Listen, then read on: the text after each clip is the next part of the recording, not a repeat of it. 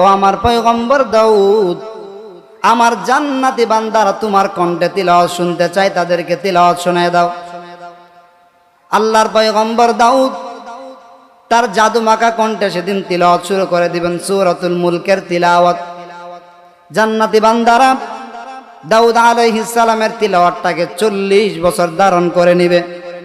আল্লাহ পাক রব্বুল আলামিন বলবে, ও জান্নাতীরা, আমার পয়গম্বর দাউদের তিলাওয়াত তোমরা শুনলা, এর চাইতে আরো মধুর কণ্ঠের তিলাওয়াত শুনতে চাও?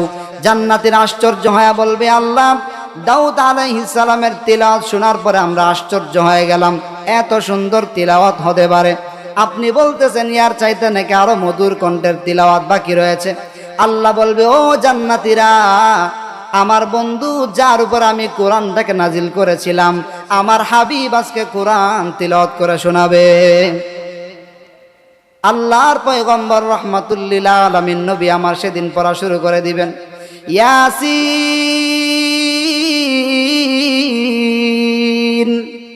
ওয়াল কুরআনিল হাকীম ইন্নাকা লামিনাল মুরসালিন।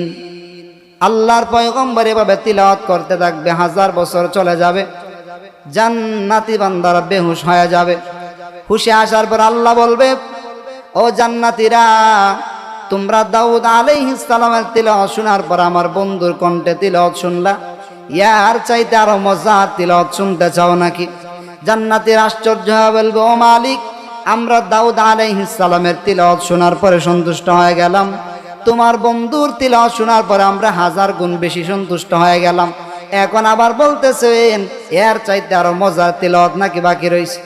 আল্লাহ পাক রব্বুল আলামিন তখন বলবে, ও গোলামেরা, দাউদের কণ্ঠ আমি আল্লাহর দেওয়া কণ্ঠ, যে কালাম তিলাওয়াত করেছে আমি আল্লাহর কালাম, আমার বন্ধু আমার কালামটাকে তিলাওয়াত করলো।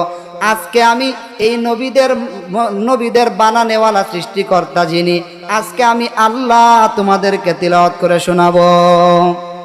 আল্লাহ পাক রব্বুল আলামিন সেদিন জান্নাতি বান্দাদেরকে তিলাওয়াত শোনাবেন।